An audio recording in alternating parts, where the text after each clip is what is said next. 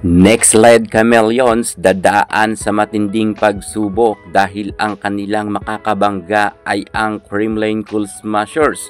Para nga sila ditong dadaan sa butas ng karayom bago sila makaisang set pagdating sa CCS. Alam nyo ba na ang Creamline Cool Smashers kapag patapos na ang laban or conference ay mas nagdodoble pa ang kanilang galing? Kaya't kinakailangan nila ng matinding pagsisipag para sila manalo. Bago ang lahat, shoutout nga muna kay Leonora Kusay, ang ating masugid na manonood, at kay Joey Baron. Shoutout sa Pasig City.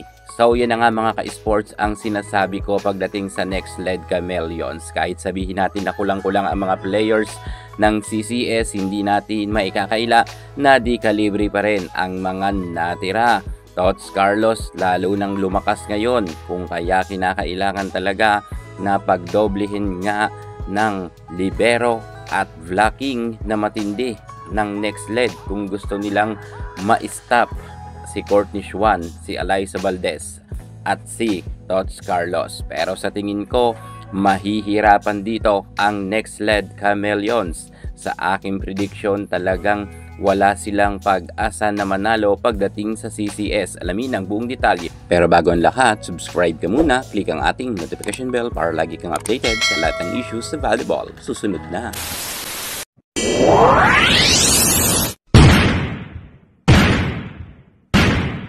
Mamaya nga sa PhilOil Eco Oil Arena, dadagongdong nga ang fans ng Creamline Cool Smashers sapagkat makakatapat nga nila ang next led Chameleons. Alas 4 yan ng hapon at susundan naman to ng 6:30 ng Akari Chargers kontra naman sa Signal HD Spikers. Pero syempre ang kaabang-abang dito ang 4 PM dahil ang Creamline fans, ito talaga ang kanilang susuportahan. Ang laban ng Creamline kontra sa next led Chameleons. Sa pagbubukas nga ng preliminary round 2, dito nga magkakaalaman kung sino talaga ang aabante para sa next round. Ayon nga sa kasaysayan ay never fangang nanalo ang next led Chameleons kontra sa Creamline Cool Smashers. Kinakailangan talaga ng matinding pagtatyaga ng next led Chameleons para nga mapahirapan nila ang CCS. Makalusot naman kaya dito ang next led Chameleons. Ang Creamline Cool Smashers ay isa sa mga nasa mataas na standing at samantalang ang next led ay nasa pinakamababa nga sila na ranking.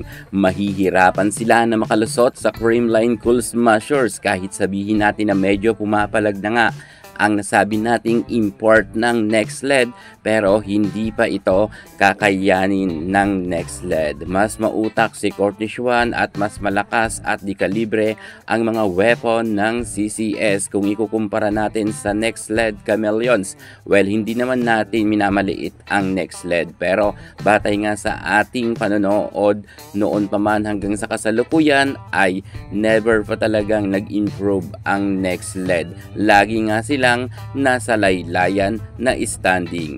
Never pa nga silang nakapasok sa top 4 na ranking at kahit nga sino dito ang humawak na coach ay hirap na hirap talaga sila. Tama siguro yung sinasabi ni Jonas Sabete, wala to sa coach na sa mga players ito. Pero happy rin naman tayo kay Paula dahil alam nyo ba na super duper minahal rin siya ng mga Pinoy. Marami rin siyang mga tagahanga at mabait nga ang nasabi nating import ng next led. Madalas rin sa kanya meron magpakuha ng picture at gustong-gusto nga rin siyang makita ng ibang mga Pinoy fans dahil rin kasi ito sa angkin kagandahan nga ni Paula. Pero syempre, hindi ito pa gandahan at hindi ito pa gent. Dito ay kinakailangan talaga na mag-level up nga ng nasabi nating import ng next led kung gusto nilang manalo kontra nga sa Creamline Cool Smashers. Pero syempre, inuulit ko tulad ng sabi ko, ang CCS pagpatapos na ang laban,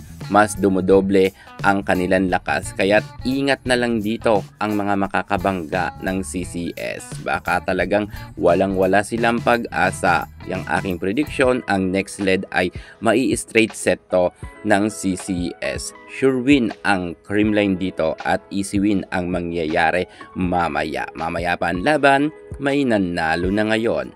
Yan muna pinaka-latest natin sa mundo ng volleyball. Thank you so much. God bless.